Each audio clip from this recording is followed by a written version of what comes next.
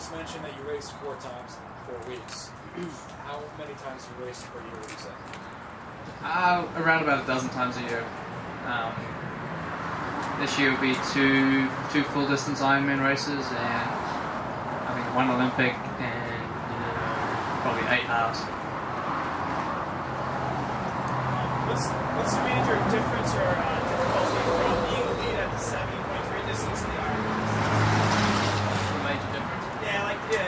What's the major difference between training for that and then trying to become elite at the Ironman distance? So the difference between training for a half and then working towards the top of the podium at the Ironman, the big thing is the consistency of the mileage. So for a half Ironman, you don't really have to ride longer than 4 hours or run longer than 2, and you're only doing that maybe once a week. With the Ironman, you're riding 6 hours 2 to 3 times a week. You're running 3 hours maybe twice a week. Mostly volume increase? Yeah, volume, but you have to be consistent at that volume. It's no good doing it for a week and then taking 2 weeks to recover.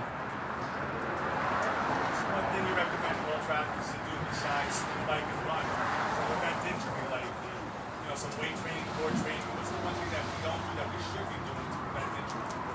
So for about 4 years, I've been doing a lot of Pilates. I've found from that I don't really get injured that bad anymore. I'm going to touch wood, I don't get injured. What amount of time should you put into it? I mean, it's easier to put work like that core work inside your off season where you're not training as much. I try and incorporate it into my training year round. I'm pretty unmotivated when it comes to that kind of stuff. So when I don't have my Pilates instructor back home looking over my shoulder, I'm a little bit slack when I'm on the road, which isn't good. What advice do you have for those who are new to the sport? Compared to when you first started to now? The big thing about triathlon is having fun, and I think that's why most people do it is because you can set yourself goals, and I mean it can be hard to work to those goals, but while you're working towards them, you're having fun, and the biggest way that I have fun is having cool people around me to train with. So you're out training and you're always laughing. And if you don't like hanging out with people, get yourself a good MP3 player. But yeah, just progressing into it slowly.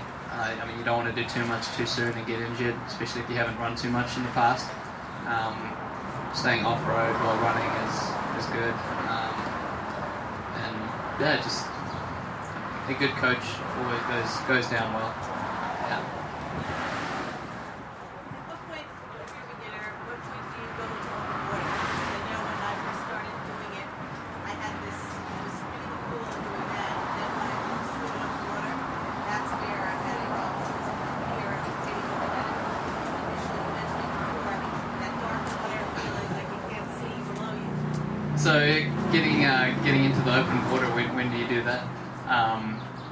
I mean, ultimately, if you can, the more you can practice before a race, the better. Back home, we swim open water at least once a week, usually twice a week over the summer. I find it's very important because you have people around you. You're not comfortable because people are touching you. You can't see straight. You have to look up and do the sighting. So the more you can get open water, the better. And I definitely do not recommend your first open water swim being a race.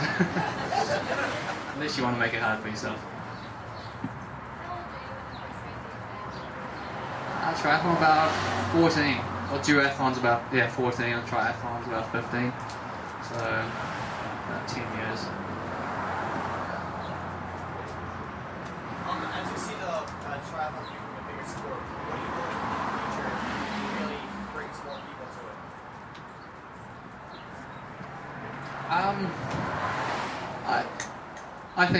I think the events. I think they're going to attract a lot of people.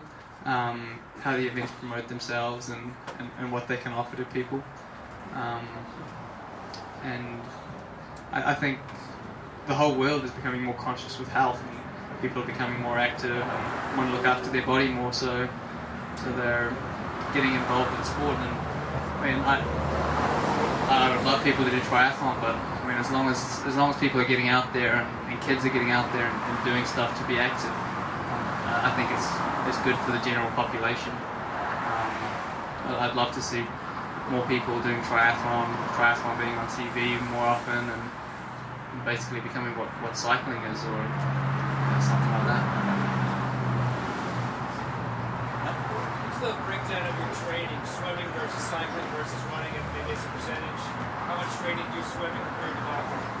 So swimming's usually 5 times a week, about an hour to an hour and a half, anywhere between probably 6,000 kilometers.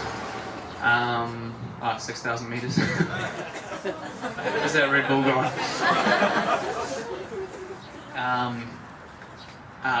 Biking, I'll talk about Ironman because that sounds more impressive. Training for Ironman, you're up around anywhere. Your short ride's probably 2 hours, so you're riding probably 6 times a week anywhere. I usually alternate between 2.5 hours and 5 or 6 hours, so a lot of mileage. Do that every day. And then running, your shortest run's probably 40 minutes after a long bike to 3 hours. And probably around about 9-10 hours a week on big weeks. What's been like your toughest race against a competitor, and if you remember what was going through your mind when you were either chasing or being chased in that race?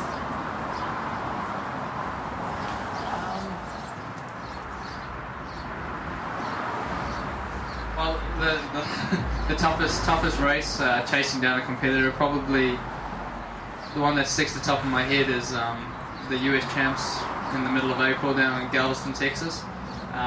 Came off the bike. I think we were about 3 minutes down on Chris Lieto. Tim O'Donnell was about 40 seconds behind me, and yeah, I mean it was a hard bike. It was flat, but it was pretty hard. And started running, and I think Chris was. I mean, he was flying on the run. I saw him run around a corner, and he just looked like a proper runner. I was like, oh geez, Chris Lieto's learned to run. So I was chasing him down. I wasn't sure if I was going to catch him or not, but I was just running as hard as I could. Behind me, Tim O'Donnell was catching up. I think once we got to 15 Ks into the run, was about 10 miles. Tim was about 10 meters behind me, and Chris was 10 meters in front of me. And I thought, I just got to give it the gas now, and gave it the gas, and managed to crack Tim behind me and pass Chris and get a bit of a gap. And then you're basically just in grip mode. You're just hanging on as hard as you can and gritting your teeth and sucking in as much oxygen and just counting down the miles to the finish line. And I mean, it's not with a race like that, with competition like that, it's not until the last quarter of a mile where you know if you have it or not. That's like where you get your highest RP of 180? No, probably not, because that far into a race, I mean, your muscles are fried. It's more of a muscular thing than a cardiovascular thing, so you're just hoping your legs hold out.